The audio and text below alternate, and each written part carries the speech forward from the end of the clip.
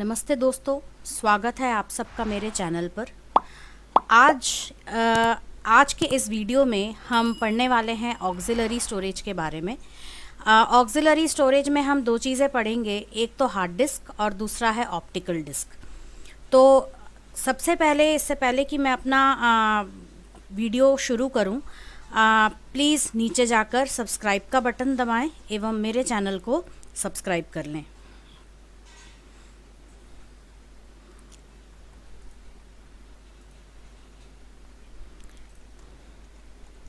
तो आइए शुरू करते हैं आज का वीडियो।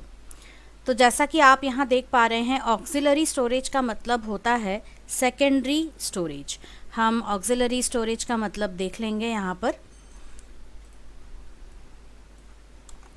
सेकेंडरी स्टोरेज, या हम ऐसा भी कह सकते हैं परमानेंट स्टोरेज। तो ऐसे कई सारे डिवाइसेस होते हैं जिनमें हम डेटा को लंबे समय तक स्टोर करके रख सकते हैं। उन्हें हम परमानेंट स्टोरेज भी कहते हैं, ऑक्सिलरी स्टोरेज भी कहते हैं और हम उन्हें सेकेंडरी स्टोरेज भी कहते हैं। तो इनमें इसी श्रृंखला में हम देखने वाले हैं दो मुख्य स्टोरेज डिवाइस, जिनमें से एक है हार्ड ड्राइव और दूसरा है हमारा ऑप्टिकल ड्राइव। तो हार्ड ड्राइव को कई बार हम हार्ड डिस्क भी बोलते हैं, तो ये एक ही बात है। इसमें थोड़ा सा डिफरेंस है, वो ये है कि जो डिस्क होती है वो हार्ड डिस्क कहलाती है, और जिस माध्यम से, मतलब जिस मशीन के माध्यम से ये हार्ड डिस्क, इस हार्ड डिस्क पर हम डेटा को स्टोर कर सकते हैं या हार्ड डिस्क से डेटा को रीड कर सकते हैं, उसे हम हार्ड डिस्क ड्राइव कहते हैं। और कभी कभी इसको शॉर्ट में हम हार्ड ड्राइव भी बोलते हैं। उसी तरह से ऑप्टिकल डिस्क्स में हमारे पास है सीडी, डीवीडी और ब्लू रे डिस्क। तो जिनमें से सीडी का इस्तेमाल आजकल बहुत ज़्यादा नहीं होता है, बहुत ऑब्सोलीट हो गया है, क्योंकि इसमें डेटा स्टोरेज भी कम होती थी, और इसी वजह से डीवीडी और ब्लू रे ही हम ज़्यादा यूज़ करते हैं। तो आइए शुरू करते हैं हार्ड डिस्क से। तो आप जैसा कि यहाँ पर देख सकते हैं, यहाँ एक हार्ड डिस्क का डायग्राम बना हुआ है। तब आगे आने वाले स्लाइड्स में हम इस डायग्राम को पूरी तरह से पढ़ेंगे। तो इनमें जो है एक या एक से ज़्यादा सर्कुलर प्लेटर्स होते हैं। आप ऐसे बड़े बड़े डिस्क्स देख सकते हैं जो एक के ऊपर एक स्टैक करके रखे जाते हैं, एक के ऊपर एक रखे जाते हैं। और ये प्लेटर्स जो है ये कंटिन्यूसली स्पिन करते हैं, मतलब बहुत ज़ोर से ये घूमते हैं, बहुत तेज़ी से घूमते हैं। इतनी तेज़ी से घूमते हैं कि इनकी स्पीड कभी कभी होती है 5400 टू 15,000 रोटेशंस पर मिनट। तो एक मिनट में ये 5400 से लेकर 15,000 बार तक घूम सकते हैं, मतलब अपनी धुरी पर रोटेट कर सकते हैं। और इसी तरह से ये जो डिस्क्स होती हैं वो बनती हैं एल्युमिनियम से। वो एल्युमिनियम की डिस्क्स होती हैं और इसके ऊपर एक मैग्नेटिक कोटिंग चढ़ाई जाती है। दोनों तरफ मैग्नेटिक मटेरियल की परत चढ़ाई जाती है, और उन मैग्नेटिक परत के ऊपर मैग्नेटिक ग्रेन्स में हम डेटा को स्टोर करते हैं। ऐसे बहुत सारे छोटे छोटे उसके गोले होते हैं जिसे हम मैग्नेटिक ग्रेन्स कहते हैं। और इन कई मैग्नेटिक ग्रेन्स के समूह को, अगर हम उन मैग्नेटिक ग्रेन्स को एक साथ इकट्ठा कर लें, तो इनका एक समूह जो है वो एक बिट स्टोर करने के काम आता है। 1 बिट को स्टोर करता है, या तो 0 बिट या 1 बिट।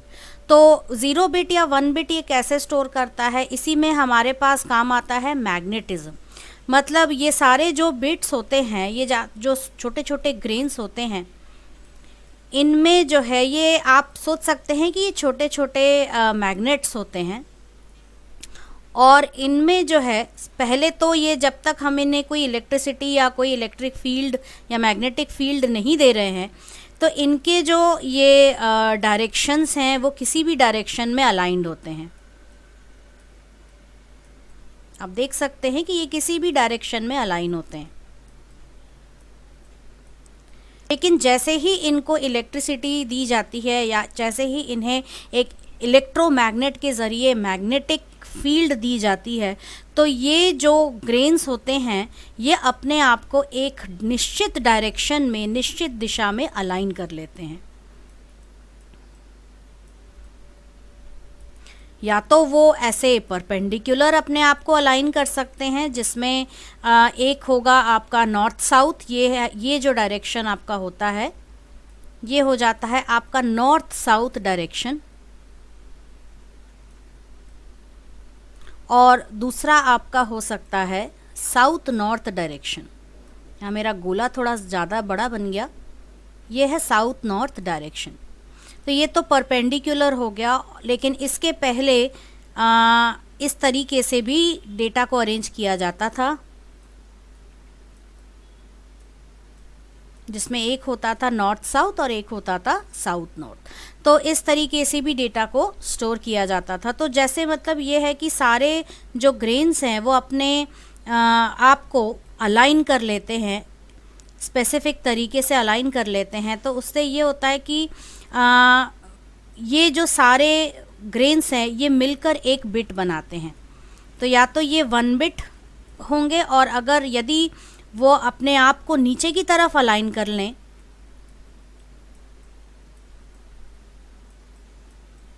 तो ये सब मिलकर 0 बिट बना सकते हैं। तो आइए देख लेते हैं कि ये किस तरीके से काम करते हैं। तो इनमें जो है इंफॉर्मेशन जो है एक मैग्नेटिक हेड के द्वारा रीड और राइट की जाती है, और उन मैग्नेटिक, ये जो मैग्नेटिक एक्सेस आर्म आपको दिख रहा है ये एक एक्चुएटर आर्म पे स्थित होता है। एक्चुएटर आर्म बोला जाता है। ये जिसको घुमाने के लिए एक और मोटर की आवश्यकता होती है। तो हमारे पास 2 मोटर्स की आवश्यकता होती है। एक मोटर जो बीच के स्पिंडल को, इस धुरी को तेज़ी से रोटेट करता है ताकि इसके ऊपर जो ये मैग्नेटिक डिस्क्स हैं वो भी बहुत तेज़ी से रोटेट करें, और एक जो आपका मोटर होता है वो एक्चुएटर आर्म्स को पकड़े रहता है पिवटल पोजीशन में। मतलब एक उसका एंड जो है यहाँ पे अटैच होता है, और ये जो उसका आर्म होता है वो तेज़ी से पूरे डिस्क पर घूमता है स्वीपिंग मोशन में, मतलब एक जगह से दूसरी जगह, ताकि पूरे डिस्क को वो कवर कर सके। इंफॉर्मेशन ट्रैक्स और सेक्टर्स के फॉर्म में स्टोर होती है। तो आइए देख लेते हैं कैसे। तो ये हमारे पास आप देख सकते हैं कि एक डिस्क है, ये हमारा एक प्लैटर है। इस प्लैटर के ऊपर इस तरीके से सर्कल्स बन जाते हैं, तो उनको हम कहते हैं ट्रैक्स। और ट्रैक्स को डिवाइड कर लेते हैं तो उनमें जो छोटे छोटे पीसेस बनते हैं, जैसे आप पिज़्ज़ा लेकर आए दुकान से, और पिज़्ज़ा को आपने सबसे पहले क्या है गोल इस तरह के आपने सर्कल्स बनाए, या नॉर्मली हम सर्कल्स नहीं बनाते हैं, हम क्या है बीच से उसे काटते हैं, या जिस तरीके से केक को काटा जाता है एक स्लाइस और उसमें से एक स्लाइस निकल के आता है। तो इसी तरह से हम क्या करते हैं, इस पूरे डिस्क को ट्रैक्स में डिवाइड करते हैं, और हर ट्रैक को बीच से यदि हम यहाँ से काटना शुरू करें तो हमारे पास ये छोटे छोटे स्लाइस बन जाते हैं, और इन छोटे छोटे स्लाइस को सेक्टर कहा जाता है। ये जैसे आप देख सकते हैं यहाँ पे ये जो शेडेड पोर्शन है ये एक सेक्टर हुआ, तो आपका जो डेटा है उन सेक्टर्स में स्टोर होता है। तो जब आपके डेटा को एक्सेस करने की ज़रूरत होती है, जब ऐसा है कि जब आप डेटा को रीड करते हैं, तो क्या होता है कि सबसे पहले वो हमें ये बिल्कुल वैसा ही होता है जैसे कि आप किसी के घर जाना चाहते हैं, तो सबसे पहले आपको उसकी लोकेलिटी पता होनी चाहिए, वो किस शहर में रहता है, शहर में भी वो कौन से लोकेलिटी में रहता है, लोकेलिटी में कौन सी कॉलोनी में रहता है, कॉलोनी में भी अलग अलग सेक्टर्स होते हैं, तो वहाँ कौन से सेक्टर में रहता है, फिर वहाँ पे कौन सी बिल्डिंग में वो रहता है, और उस बिल्डिंग में उसका अपार्टमेंट नंबर कौन सा है। तो इस तरह से ये सारी चीज़ें जब तक आपको पता नहीं हो तो आप ना तो उसके घर पहुँच सकते हैं और ना ही आप उसके घर कुछ भेज सकते हैं। तो इसी तरह से यहाँ पे हमें पहले पता होना चाहिए कि कौन सा डिस्क है, कौन सा प्लैटर है, उस प्लैटर में कौन से साइड पर डेटा स्टोर है, उस साइड में कौन से ट्रैक में डेटा स्टोर है, और उस ट्रैक में कौन से सेक्टर में डेटा स्टोर है। तो कुछ इस तरीके से बहुत सारे प्लेटर्स होते हैं जो एक के ऊपर एक रखे जाते हैं और उन्हीं में डेटा को स्टोर किया जाता है। और इसी तरह से बहुत सारे प्लेटर्स हो सकते हैं आपके पास, 4 या 5 प्लेटर्स होते हैं और बीच से एक स्पिंडल इन्हें जोड़े रखता है। और ये स्पिंडल जो होता है ये बहुत तेज़ी से घूमता है क्योंकि ये नीचे एक मोटर, हाई स्पीड मोटर से कनेक्टेड होता है। और यहाँ एक दूसरा एक्चुएटर आर्म आप देख सकते हैं जो कि सारे रीड और राइट हेड्स को जोड़े रखता है और साथ में उनको चलाने के लिए भी एक अलग से मोटर की ज़रूरत होती है। तो इसे आर्म असेंबली कहते हैं। और आप यहाँ देख सकते हैं कि किस तरह से एक रीड और राइट हेड एक प्लेटर के दोनों सरफेसेस को कवर करता है। तो इस तरीके से ये जितने प्लेटर्स होंगे हमारे पास उतने ही हमारे पास रीड और राइट हेड्स होंगे। तो ये आर्म है और इसके बिल्कुल टिप पे हमारे पास रीड और राइट हेड होता है। अब मैं आपको ये बताऊं कि ये जो रीड और राइट हेड होता है वो किस प्रकार से काम करता है। मान लीजिए कि ये आपके डिस्क का सरफेस है और इस डिस्क के सरफेस के ऊपर ये आपका रीड और राइट हेड है। तो ये जो रीड और राइट हेड है इसके और सरफेस के बीच की दूरी होती है 5 नैनोमीटर से भी कम, लेस देन 5 नैनोमीटर। इसका अगर हम आपको कंपैरिजन दें तो अगर 2 डीएनए स्ट्रैंड्स को एक साथ रखा जाए, मतलब ये एक डीएनए स्ट्रैंड है और इसी तरह से एक और डीएनए स्ट्रैंड को अगर हम रखें तो उन डीएनए स्ट्रैंड्स को मिलाकर जितनी स्पेस होगी उस स्पेस से भी कम, थोड़ी सी कम स्पेस होती है जो कि डिस्क के सरफेस को और रीड और राइट हेड को एक दूसरे से अलग करती है।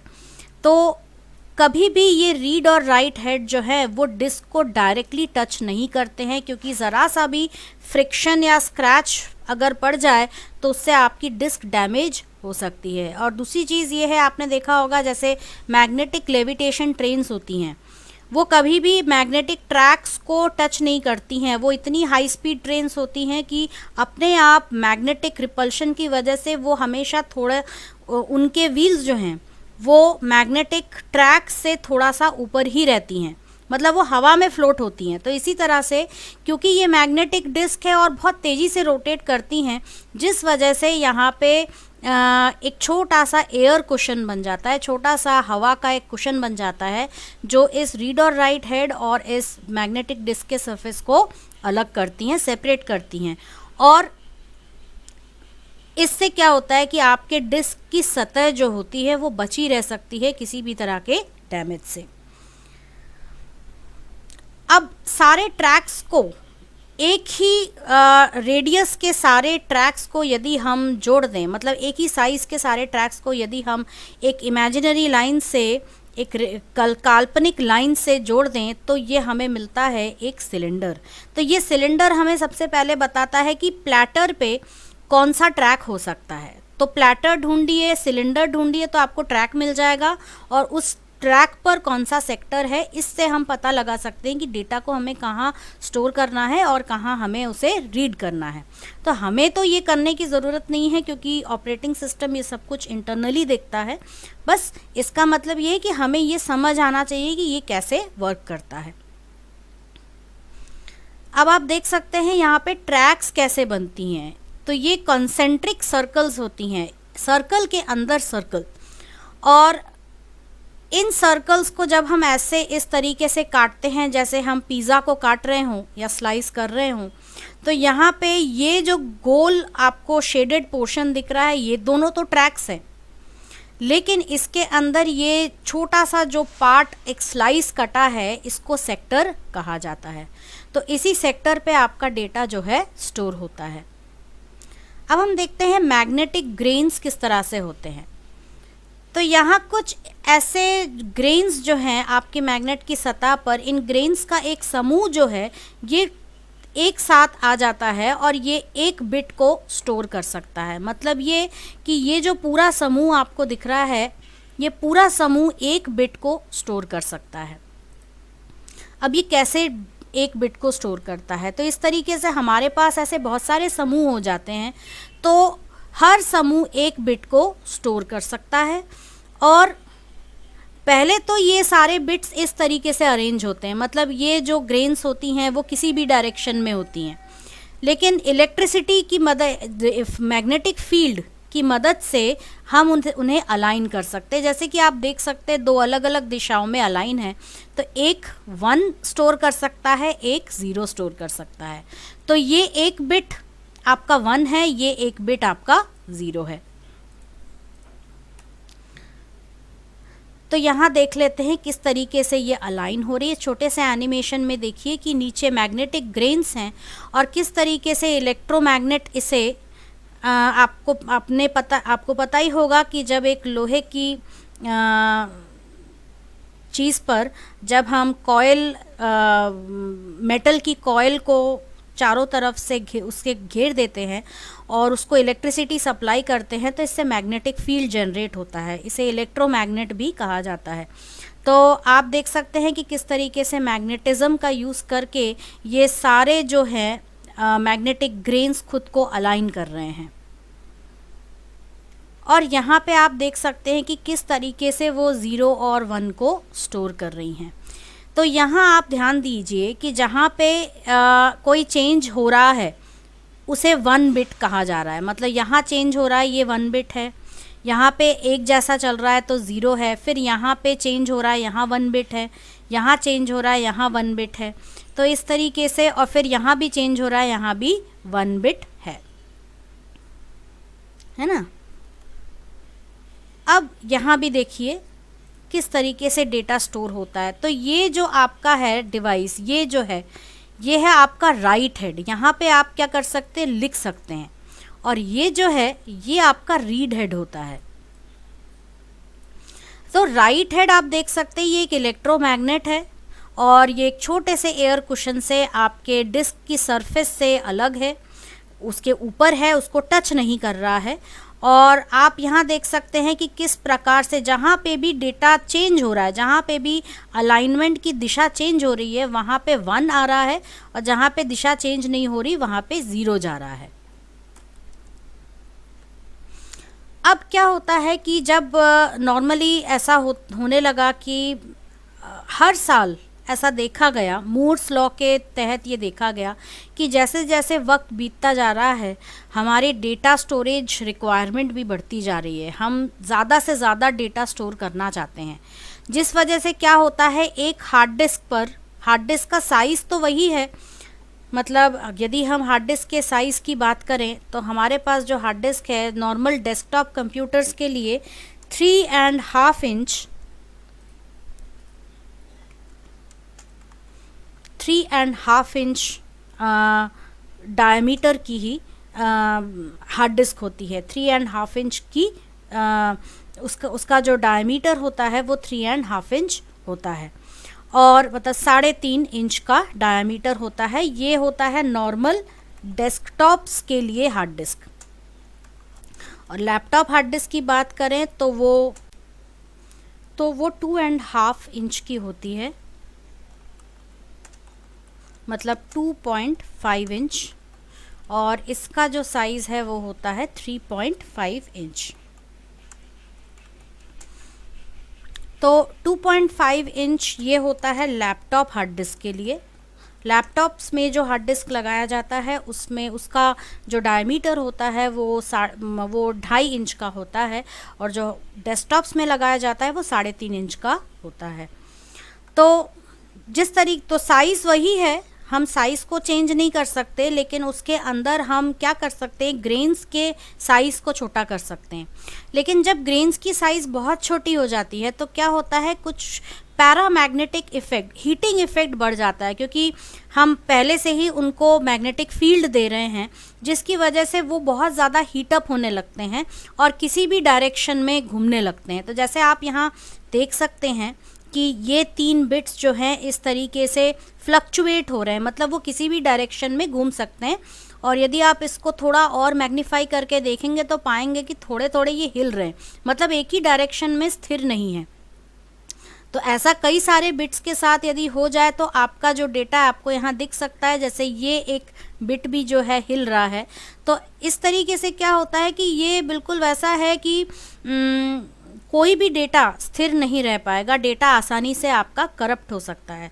तो ये प्रॉब्लम तब आती थी जब हमारा जो बिट पैटर्न था वो हॉरिजॉन्टल था।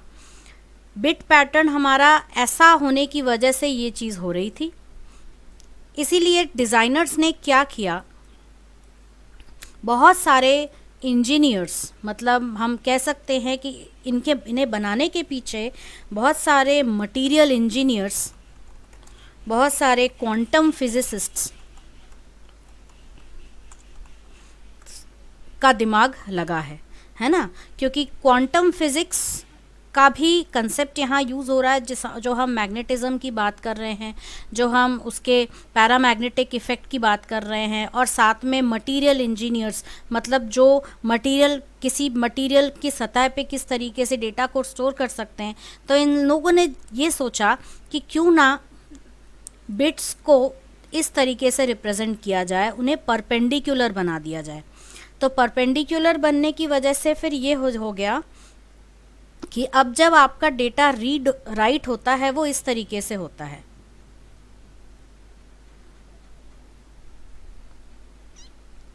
तो आप यहाँ देख सकते हैं कि किस तरीके से आपका राइट हेड जो है वो बड़ी ही आसानी से परपेंडिकुलर डायरेक्शन में डेटा को रीड राइट कर रहा है। तो इससे क्या है, वो पैरामैग्नेटिक इफ़ेक्ट का असर काफ़ी हद तक कम हो जाता है। थोड़ा बहुत फ्लक्चुएशन होगा भी, तो ये चीज़ जो है इसके परपेंडिकुलर डायरेक्शन की वजह से वो चीज़ इतनी अफेक्ट नहीं होती है। और इसी वजह से आज के जो हार्ड डिस्क हैं हम उनमें करीब 20 टेराबाइट तक डेटा स्टोर कर सकते हैं। मतलब हर पर स्क्वायर इंच में 20 टेराबाइट स्टोर कर सकते हैं 1 स्क्वायर इंच में। 1 स्क्वायर इंच मतलब बहुत छोटा सा एरिया होता है, और उस छोटे से एरिया में आप 20 टेराबाइट तक डेटा स्टोर कर सकते हैं। तो आप ये सोच सकते हैं कि जब एक बड़ा पूरा 3.5 इंच का एक बड़ा डिस्क होगा, एक साइड होगा, उसमें हम कितना डेटा स्टोर कर पाएंगे। तो ये तो थे हमारे हार्ड डिस्क। अब हम चले जाते हैं कॉम्पैक्ट डिस्क की तरफ। तो हमें पता है कि कॉम्पैक्ट डिस्क ऑप्टिकल डिस्क की कैटेगरी में आता है, और कुछ इस तरीके से वो दिखता है, जिसकी स्टोरेज कैपेसिटी काफ़ी कम होती है, मतलब 700 MB की स्टोरेज कैपेसिटी होती है। तो पहले के ज़माने में ऐसा होता था कि जब CDs पहली बार लॉन्च हुए थे तो हम उनमें एक मूवी, वो भी 480 पिक्सल्स HD मूवी तो नहीं, लेकिन स्टैंडर्ड डेफिनेशन में हम उसे स्टोर कर सकते थे।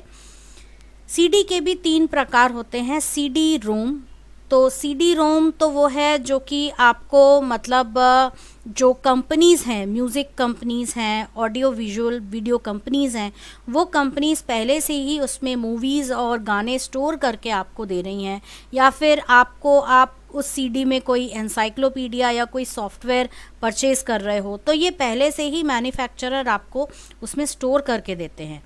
तो और ये रीड ओनली होती है, मतलब इसे हम चेंज नहीं कर सकते। दूसरा है CD-R, जिसको CD रिकॉर्डेबल भी कहा जाता है।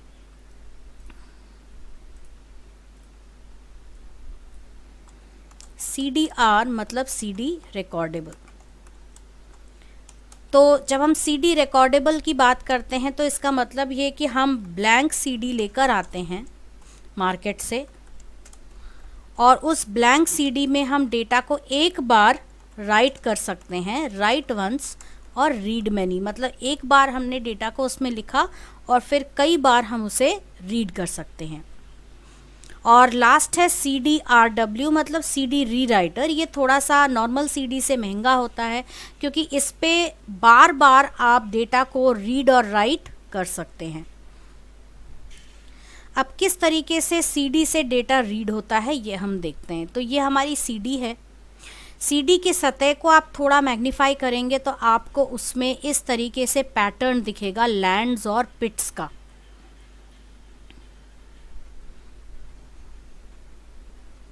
तो एक लेज़र एमिटर होता है जो कि लेज़र लाइट एमिट करता है। 2 मिरर्स होते हैं और एक लेंस होता है। अब ये हमारा जो ये सीडी की सरफेस आप देख सकते हैं लैंड और पिट के फॉर्म में डेटा किस तरीके से मूव हो रहा है। वो डेटा मूव होते हुए इसलिए दिख रहा है क्योंकि सीडी हमारी रोटेट होती है। अब यहाँ से लेज़र एमिट हुआ और आपको दिख रहा होगा कि वो किस तरीके से लैंड और पिट के ऊपर फोकस होती है और फिर वो डेटा जो है रिफ्लेक्ट होकर वापस आती है। और इस तरीके से ये रिफ्लेक्टेड लाइट जो है वो एक इंटरनल सेंसर में चला जाता है जो कि आपके सीडी रोम और या सीडी ड्राइव के अंदर होता है। सीडी ड्राइव के छोटे से प्रिंटेड सर्किट बोर्ड पर जो माइक्रो प्रोसेसर छोटा सा प्रोसेसर होता है उसमें ये सेंसर होता है जो कि अलग अलग लैंड और पिट से अलग अलग रिफ्लेक्ट हो रही लाइट को, लेज़र लाइट को सेंस करता है, डिटेक्ट करता है।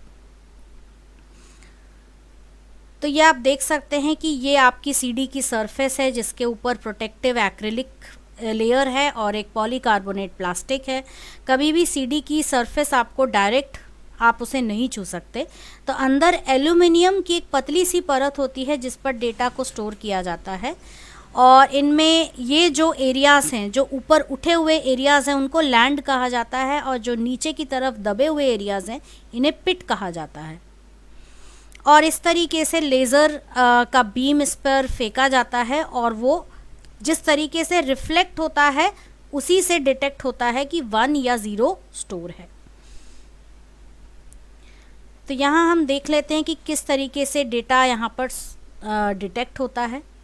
तो यहाँ आप सबसे पहले देखते हैं कि यदि बीच में कोई पिट आता है तो यहाँ से एक लेज़र बीम यहाँ पर जा रही है और उसका थोड़ा सा एरिया पिट कवर कर रहा है और जब ये रिफ्लेक्ट होता है तो आप देख सकते हैं कि यहाँ 2 बीम्स हैं, 2 लेज़र की बीम्स है, 2 इंसिडेंट रेज हैं। तो एक रे तो इस तरीके से यहाँ तक जाकर फिर वापस रिफ्लेक्ट हो रही है और एक रे यहाँ तक जाकर रिफ्लेक्ट हो रही है। मतलब दोनों का जो है वे ऑफ रिफ्लेक्शन जो है वो अलग है। तो इससे ये डिटेक्ट हो रहा है कि यहाँ पर हमारा जो डेटा बिट है वो चेंज हो रहा है और यदि ये ऐसे ही किसी सतह पर यूं ही जाती है, किसी प्लेन सतह पर जाती है तो उस चाहे ये पिट का एरिया हो, चाहे ये लैंड का, चाहे ये पिट का ये कंटिन्यूस एरिया हो, चाहे लैंड का कंटिन्यूस एरिया हो, तो वहाँ पे आपको दिख रहा होगा कि यहाँ पे दोनों का जो एंगल ऑफ रिफ्लेक्शन है वो बिल्कुल सेम है, बल्कि यहाँ पे एंगल ऑफ रिफ्लेक्शन अलग है।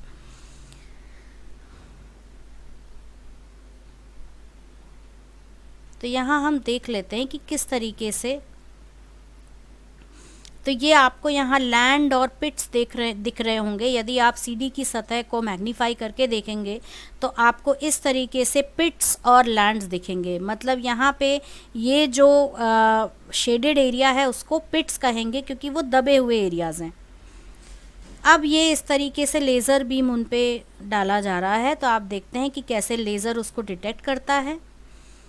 अब जैसे ही एक पिट और लैंड के इंटरसेक्शन पे ये आया तो जहाँ पर पिट है वहाँ से क्या होता है कि हाफ वेवलेंथ इस तरीके से लाइट का रे जो है, मतलब जो लेज़र रे है वो इस तरीके से रिफ्लेक्ट होती है। मतलब आपको ये दिख रहा होगा कि ये आधा फेज जो है इसके वेवलेंथ को अगर हम आधा देखिए, ये 2 वेव्स के बीच में जो स्पेस है इसको हम कहते हैं वेवलेंथ।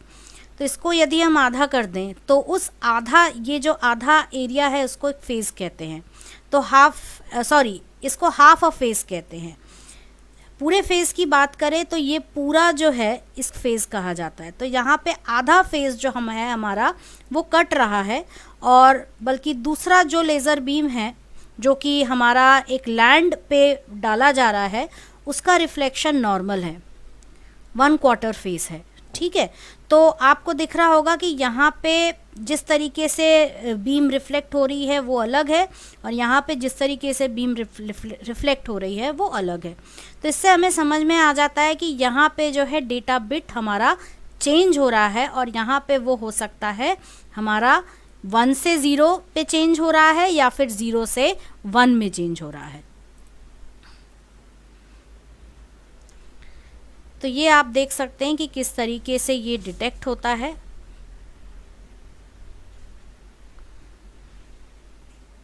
अब यहाँ हम देखते हैं जैसे ये 3 कंटिन्यूस बिट, ये एक कंटिन्यूस बिट था तो यहाँ पे 000 आया, और जहाँ पे हमें ये बिट ख़त्म हुआ मिला तो वहीं पे वो चीज़, मतलब ये समझ आ रहा है कि यहाँ पर जो है हमारा डेटा चेंज हो रहा है, तो ये उसे 1 ले लेता है। फिर आगे जहाँ पे नो चेंज एरिया आता है वहाँ पे वो 0 ले लेगा, और जहाँ फिर से पिट शुरू हुआ वहाँ, मतलब यहाँ से फिर रिफ्लेक्शन जो है वो हाफ फेस आउट हो गया, या फिर आप ये कहें कि लेज़र की बीम जो रिफ्लेक्ट हुई थी उसका रिफ्लेक्शन थोड़ा सा चेंज हुआ, वैसे ही यहाँ पे 1 डिटेक्ट हो जाता है। फिर आगे चलते हैं तो फिर यहाँ पर एक बार और वो रिफ्लेक्शन अलग हो जाता है तो 1 हो जाता है। तो इस तरीके से जहाँ जहाँ भी हमें 1 रखना है वहाँ पे ही हमें पिट को ख़त्म या शुरू करना पड़ेगा। तो कोई भी कंटिन्यूस रीजन, जैसे आपको दिख रहा होगा ये कंटिन्यूस रीजन है, ये कंटिन्यूस रीजन है, ये कंटिन्यूस रीजन है, तो ये जितने कंटिन्यूस रीजन है ये 0 के लिए होते हैं। जबकि जहाँ पे भी चेंज हो रहा है, जैसे यहाँ चेंज हो रहा है, यहाँ चेंज हो रहा है, यहाँ चेंज हो रहा है, ये किसके लिए होते हैं? ये 1s के लिए होते हैं।